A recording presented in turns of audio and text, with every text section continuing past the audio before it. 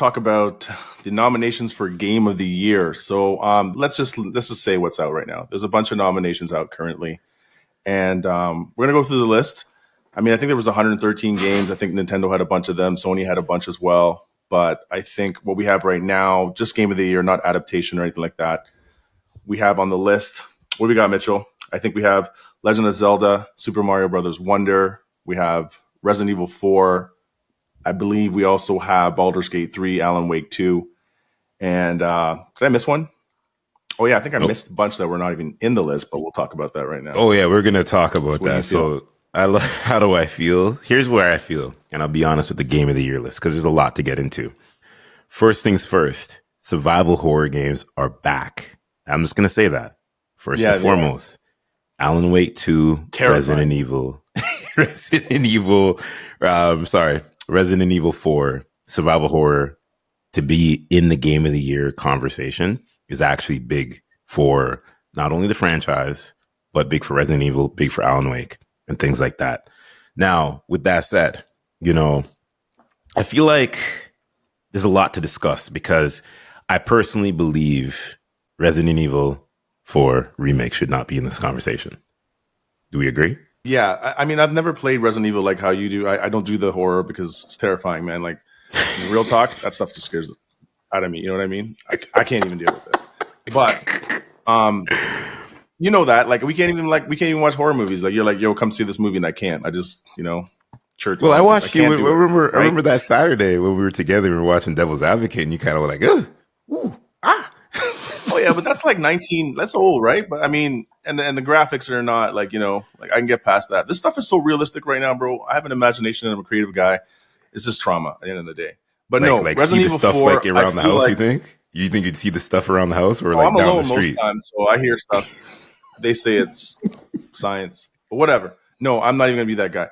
But Resident Evil 4, at the end of the day, I think it's a remake, right? And like it's a good game. I remember it back in the day. It's more terrifying than it is now. Smoother, better graphics. I don't know. I think that when I think of Game of the Year, I think of innovation. I think of creative stuff. I think of new things. I think of gameplay that's fun, addictive. I think of things that are like. I'm not saying that's not right, but we've already seen that, right? Like I've already seen it. And if you're new and, I'm a different gen, but maybe it's new, right? And you don't know, but no, I feel like that was substituted for something else, which I'm sure you want to get into, but I feel like. Oh, we can get there. I didn't know we were going down the rabbit hole. Not even like 5 minutes in. We're not even 5 minutes in. You want to get in the rabbit hole. Well, not real. Yeah. Resident Evil 4 came out, it set the standard for a new, how do you say this? You're the tech guy here. It set the standard for the over-the-shoulder view as Leon was walking through the village and things like that. It set the standard where a lot of games bit from it, right? It is what it is. But when you put a remake game in 2023, what's the standard? What's the model? Third-person perspective has been around for quite some time. Like I think the story at the time when Resident Evil came out and, how terrifying it was, we never experienced anything on that, like on a platform. And we didn't have the technology and the graphic ability and maybe the acoustics, audio, all that stuff it wasn't queued up like it was back in the day, but it was still for what we had. That was terrifying. You know what I mean? Like it was like, oh man, I played that. My heart was racing. My palms were sweaty. It sounds like an Eminem line. I'm sorry. I listen. Yeah. I pick up things. No, I know. I got you. You catch me in words and stuff. I love it.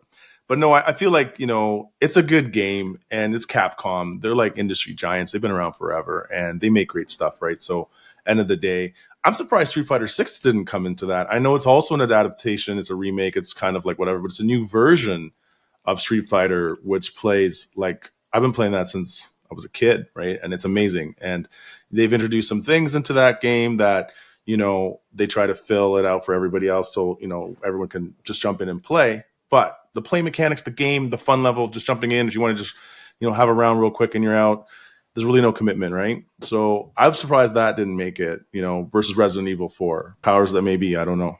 The powers that may be, we're just going to rip the Band-Aid off. We're here. We've arrived. As you were talking about Street Fighter, I typed in the 1, 2, 3, 4, 5, 6, 7 letters of Hogwarts, right?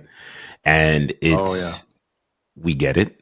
I understand the situations that are going on out there and how Certain authors have came out and said some stuff. People get on their Googles. We're not going to mention it here.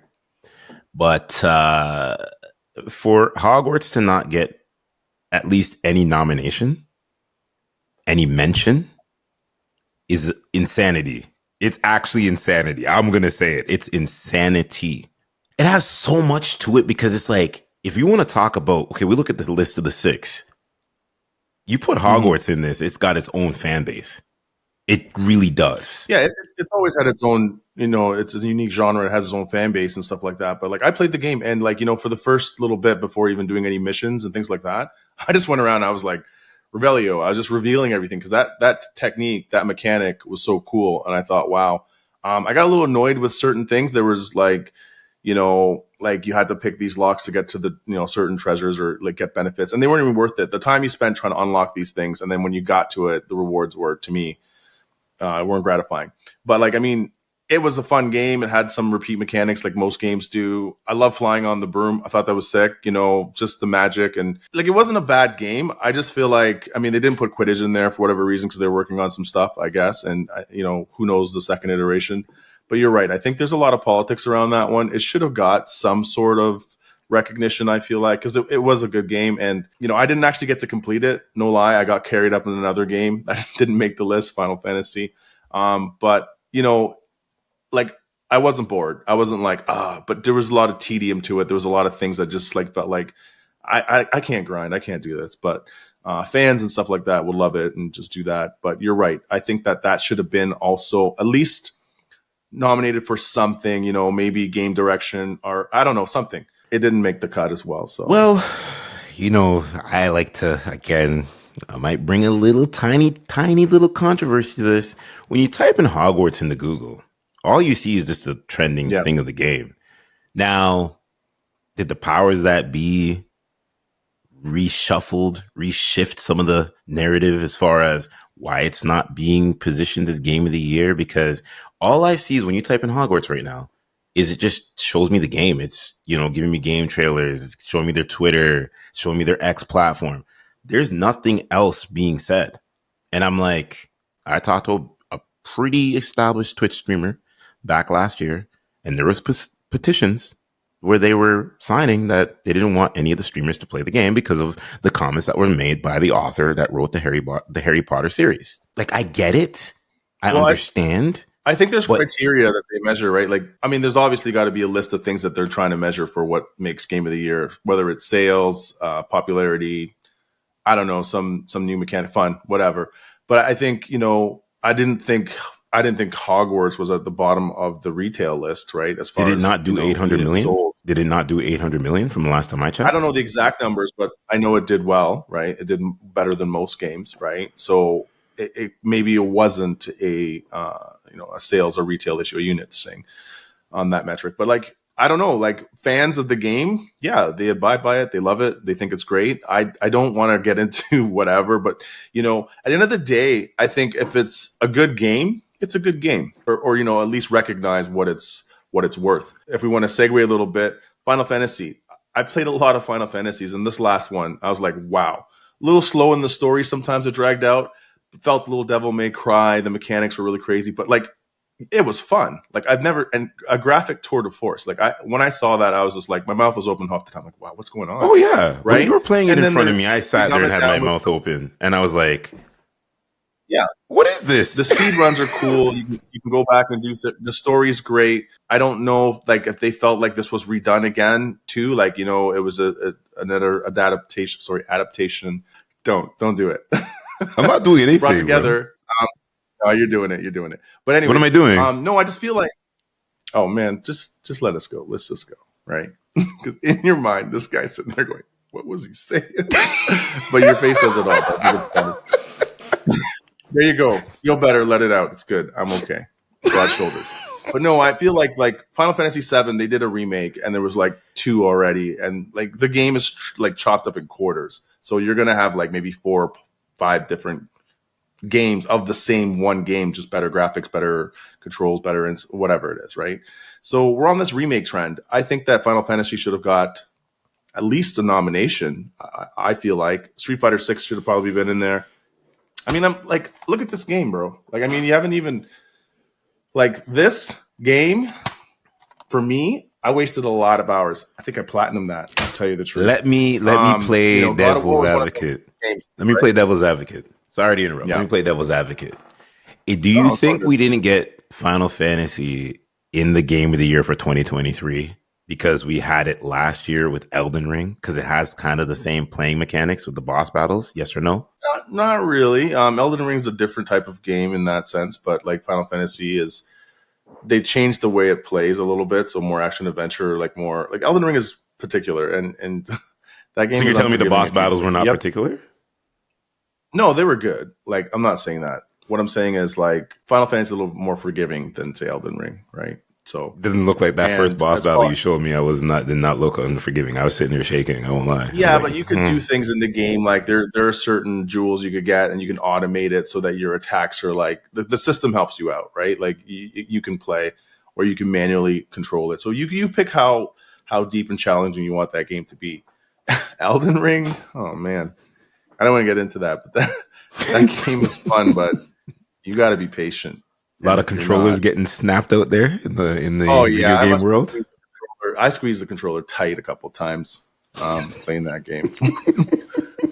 Yeah, it's frustrating, but it's good. It's also rewarding and it's good. And people online and the story's dope and the graphics are sinister. Like it's really good too. But the other thing that I kind of wanted to talk about was The Legend of Zelda, Oh right? Lord, here we go, ladies and gentlemen. Oh God. Come on, man. Like you want it's like the elephant in the room. Like That's not the elephant in the room. We actually address the well, elephant in the room, sir. okay, that's the political elephant in the room. I feel like Zelda will probably take it. Just because I played Breath of the Wild before and all Is the that you DLC. calling the? You just called it? Did you just call the video game Yeah, awards right there? I'm saying Tears of the Kingdom. Just because like I played this thing and I got like about halfway through and I had work kicked in, life kicked in and stuff. And then I was playing with a buddy, a colleague of mine, and he was playing and he beat it. And he's like, yo, like you did this 16 different ways. I'm like, yeah, like it wasn't the same. Like we all played differently and we were able to get the final result. So it's super creative. I mean, the graphics aren't like what we expect for like maybe next gen, but once you're playing, who cares? This thing is just addictive and it's wild. The story is just phenomenal too. I'm also like a Nintendo fanboy too, not gonna lie. I like Nintendo for some of the stuff that they do. Like you fit a game on there that's what, I don't know, it's super tiny. We have games like Call of Duty that are 200 gigs blowing up my Xbox and my PlayStation, run out of space, and it's like not even as fun. I mean, they're nerfing guns, they're doing stuff. It's all right, like you know what I mean. You went there And they're already, remaking eh? it yet. I did because we got to talk about all this stuff We're because gonna like get into being all a of that. game. We gotta get into that. Trust me. Yeah. All right, but So no, I think Tears of the Kingdom should be there for sure.